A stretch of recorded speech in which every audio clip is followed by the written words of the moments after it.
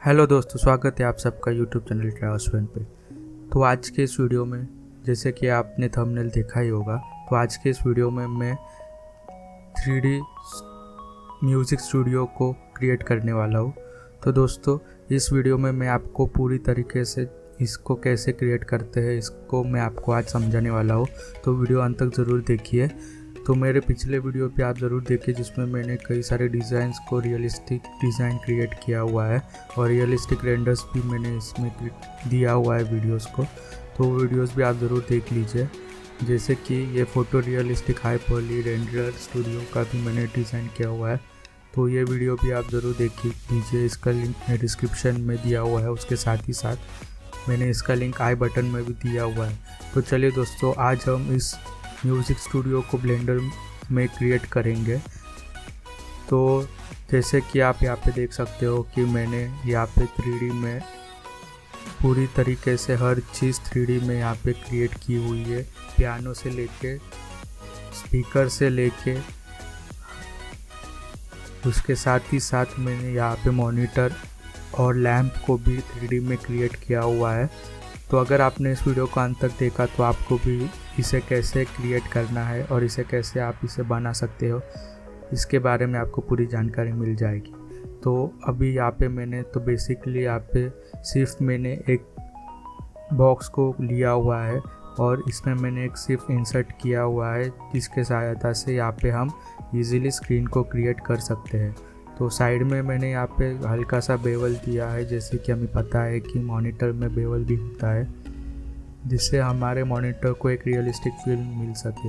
तो यहाँ पे मैं जस्ट गूगल पे जाके यहाँ पे मैं म्यूज़िक कंसोल का इमेजेस को डाउनलोड कर लेता हूँ या कह लीजिए टेक्सचर्स को डाउनलोड कर लेता हूँ, जिसके सहायता से हम यहाँ पे मॉनिटर का स्क्रीन क्रिएट कर सकते हैं। तो अब हम यहाँ पे मॉनिटर के स्क्रीन को अप्लाई करते हैं और यहाँ पे एक मटेरियल को असाइन करते हैं। तो आप मेरे स्टेप्स को फॉलो कर सकते हैं जिसके सहायता से आप इजीली कोई भी तरह के मॉनिटर्स आप यहाँ पे क्रिएट कर सकते हो। तो यहाँ पे मैंने हल्का सा और बेवल दिया हुआ है जिससे कि ये मॉनिटर रियलिस्टिक फील दे सके। तो अगर आपको मेरे कोई भी कीज़ को अगर देखना है कि मैं कौन से कीज़ को टाइप कर रहा हूँ तो आप ऊपर लेफ़्ट के टॉप में देख सकते हो लेफ़्ट कॉर्नर में कि जब भी मैं कोई कीज़ प्रेस करता हूँ तो वहाँ पे इंडिकेशन आ जाती है। तो अब हम यहाँ पे जल्दी से इमेज को असाइन करते हैं। उसके साथ ही साथ यहाँ पे हम जल्दी से यूवी अनरैप भी कर लेते हैं ताकि हमारा जो टेक्सचर है वो इजीली यहाँ पे सिलेक्शन में फिट हो सके। तो अभी मैंने यहाँ पे यूवी अनरैप कर लिया है। उसके साथ ही साथ मैंने यहाँ पे एक एमिशन नोड को भी असाइन किया हुआ है जिससे कि हमारे मॉनिटर को रियलिस्टिक लुक मिल सके। और मैं आपको यह बताना चाहता हूँ कि यहाँ पे हमने साइकिल्स रेंडरर का इस्तेमाल किया हुआ है। तो अब हम जल्दी से यहाँ पे इस मॉनिटर का स्टैंड बना लेते हैं। तो इस प्रकार आप मॉनिटर को इजीली क्रिएट कर सकते हो।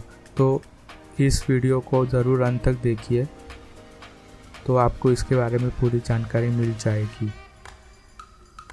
तो मैं इसको भी फास्ट फॉरवर्ड करता हूँ और मेन टॉपिक के बारे में आपको बताऊँगा कि यहाँ पे मैंने किस प्रकार नए 3D को डिज़ाइन किया हुआ है। तो अभी मैं यहाँ पे फास्ट फॉरवर्ड कर देता हूँ क्लिप को। तो अब मैं जल्दी से यहाँ पे HDRI इमेज को अप्लाई कर देता हूँ ताकि हमारे जो 3D डिज़ाइन है वो उसमें रियलिस्टिक फील आ सके। तो फिर यहाँ पे मैंने जो HDRI यूज़ किया है वो उस HDRI को आप भी यूज़ कर सकते हो। तो इसका लिंक भी मैंने डिस्क्रिप्शन में दिया हुआ है। अन्यथा अगर आपको HDRI इमेज डाउनलोड करना है तो आप HDRI हेवन URL से इजीली डाउनलोड कर सकते हो। तो यहाँ पे मैंने टेबल को क्रिएट किया हुआ है। उसके साथ ही साथ मैंने यहाँ पे सारे PBR मटेरियल्स को भी अप्लाई कर लिया है।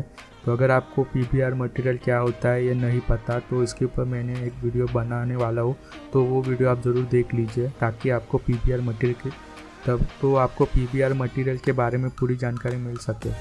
तो यहाँ पे आप देख सकते हो कि मैंने यहाँ पे PBR मटेरियल को असाइन कर दिया है। उसके साथ ही साथ मैंने यहाँ पे थोड़े चेंजेस कर लिए हैं, जैसे कि मैंने रिफ्लेक्शन वैल्यू को हल्का सा डिक्रीज़ किया हुआ है ताकि हमारे जो टेबल है उसमें हल्का सा रिफ्लेक्शन आपको दिख सके। तो अभी मैं इसको फास्ट फॉरवर्ड कर देता हूँ और जैसे कि आप देख सकते हो कि यहाँ पे मैंने स्टैंड को थोड़ा और एनहांस या के लिए मॉडिफाई कर लिया है। तो इसी प्रकार आप कई सारे चीज़ों को ब्लेंडर में इजीली क्रिएट कर सकते हो और एक ब्लेंडर एक फ्री सॉफ्टवेयर है। तो अब मैं इसे फास्ट फॉरवर्ड कर देता हूँ और अब हम यहाँ पे पियानो को क्रिएट करते हैं। तो मैं यहाँ पे आपको बताऊँगा कि आप किस तरह 3D में पियानो को क्रिएट कर सकते हैं, उसके साथ ही साथ आप पियानो के कीज़ को कैसे क्रिएट कर सकते हो। तो आप मेरे स्टेप्स को फॉलो कर सकते हो, जिसके सहायता से आपको पता चलेगा कि किस तरह से मैंने यहाँ पे आज पियानो को क्रिएट किया हुआ है। तो सबसे पहले तो मैंने यहाँ पे बॉक्स लिया हुआ है, उसके बाद मैंने उस बॉक्स को फिर से डुप्लीकेट कर लिया है और फिर मैंने जस्ट यहाँ पे बुलियन को यूज़ किया हुआ है और फिर उस बुलियन से मैंने यहाँ पे कीज़ को क्रिएट किया हुआ है। तो इसी प्रकार आप कीबोर्ड को क्रिएट कर सकते हो। आप मेरे स्टेप्स को फॉलो कीजिए और आप जो मॉडिफायर्स मैंने अप्लाई किए वो मॉडिफायर्स भी आप देख सकते हो। जैसे कि मैंने यहाँ पे अभी एरे मॉडिफायर को अप्लाई किया हुआ है ताकि मैं सिर्फ एक ही पार्ट पे कंसंट्रेट कर सकूँ और जो मेरे बाकी के कीज़ है वो एरे मॉडिफायर के सहायता से अपने आप ही इजीली क्रिएट हो जाए। तो इस प्रकार मैंने पियानो के कीबोर्ड्स को क्रिएट कर लिया है, तो आप देख सकते हो। तो इसे हम और मॉडिफाई करेंगे, जैसे कि हमें पता है कि पियानो में ब्लैक कलर के कीज़ भी होते हैं, तो हम उसे भी यहाँ पे क्रिएट कर लेंगे। तो इस प्रकार आप पियानो को इजीली क्रिएट कर सकते हो। उसके साथ ही साथ मैंने आगे आपको ये भी बताया कि पियानो के स्पीकर्स को कैसे आप क्रिएट कर सकते हो और स्पीकर के साथ साथ डिस्प्ले को आप कैसे क्रिएट कर सकते हो। उसके साथ ही साथ आप स्मॉल बटन्स को कैसे क्रिएट कर सकते हो पियानो को, वो भी मैंने आपको यहाँ पे बताया हुआ है, तो वो भी आप ज़रूर देख लीजिए। तो अभी मैं यहाँ पे फास्ट फॉरवर्ड कर लेता हूँ ताकि आपको मैं और अच्छे से और जो मैंने डिज़ाइंस यहाँ पे क्रिएट किए हुए हैं उसके बारे में मैं आपको बता सकूँ। तो अब यहाँ पे हमने टेबल के जो स्टैंड होते हैं वो भी क्रिएट कर लिया है, तो वो भी आप आगे देख लेंगे। देखिए कि कैसे मैंने टेबल के जो स्टैंड्स होते हैं उसे क्रिएट किया हुआ है। उसके बाद मेन चीज़ आती है कि इसे हमें एक म्यूज़िक स्टूडियो का लुक देना है, तो उसके लिए हमें क्या क्या यूज़ करना चाहिए, कौन से कलर्स को यूज़ करना चाहिए और उसके जो कलर्स की इंटेंसिटी है उसको कैसे यूज़ करना चाहिए, उसके बारे में भी मैंने आपको आगे बताया हुआ है। तो आप वीडियो को अंत तक ज़रूर देखिए और अभी तक अगर आपको यह वीडियो अच्छा लगे तो लाइक ज़रूर कीजिए और कमेंट करना मत भूलिए, क्योंकि अगर आपने कमेंट किया तो मुझे भी एक मोटिवेशन मिल जाएगा जिससे मैं और अच्छे वीडियोज़ आपके लिए ला सकूँ। तो दोस्तों अभी के लिए मैं आपको इतना ही बोल रहा हूँ। तो अब हम आगे की तरफ जाते हैं और अब हम यहाँ पे स्पीकर्स को क्रिएट करेंगे और रियलिस्टिक स्पीकर्स को फील देंगे। उसके साथ ही साथ मैं आपको बताऊँगा कि आप 3D में वायर्स को कैसे क्रिएट कर सकते हो और वायर्स को एक रियलिस्टिक फील कैसे दे सकते हो। उसके साथ ही साथ मैं आपको किस तरह से लैम्प को क्रिएट करना है उसके बारे में भी बताने वाला हूँ। तो अब हम आगे की तरफ जाते हैं। तो यहाँ पे मैंने आपको बताया है कि आप किस तरह से जो ऑडियो सप्रेशन होता है या कह लीजिए फोम होते हैं जो हम वॉल में साइड में लगाते हैं, जिसके सहायता से हमारे नॉइज़ को हम रिड्यूस कर सकते हैं या कह लीजिए अनवांटेड नॉइज़ को हम रिड्यूस कर सकते हैं। तो उसको भी मैंने यहाँ पे एक रियलिस्टिक लुक देने के लिए उस प्रकार मैंने यहाँ पे वॉल को क्रिएट किया हुआ है। वो स्टेप्स भी आप देख सकते हो कि किस प्रकार मैंने यहाँ पे इसे क्रिएट किया हुआ है। और यहाँ पे भी मैंने अर्रे मॉडिफायर का यूज़ किया हुआ है, जिसके सहायता से सिर्फ मैं एक साइड पे इजीली मॉडिफाई करूँगा तो बाकी के साइड भी मेरे आराम से अर्रे हो जाएंगे। तो इस प्रकार मैंने वॉल को भी यहाँ पे क्रिएट कर लिया है। तो अब हम आगे की तरफ जाते हैं और आप देख सकते हो कि मैंने यहाँ पे कई सारे चीज़ें अब तक क्रिएट कर ली है। तो इसी प्रकार आप भी क्रिएट कर सकते हो। तो वीडियो को अंत तक ज़रूर देखिए। तो अभी के लिए मैं आज के लिए आपके साथ इतना ही बातें करूँगा। तो वीडियो को अंत तक ज़रूर देखिए और लाइक करना मत भूलिए। तो दोस्तों, good bye, stay safe, be happy, bye friends.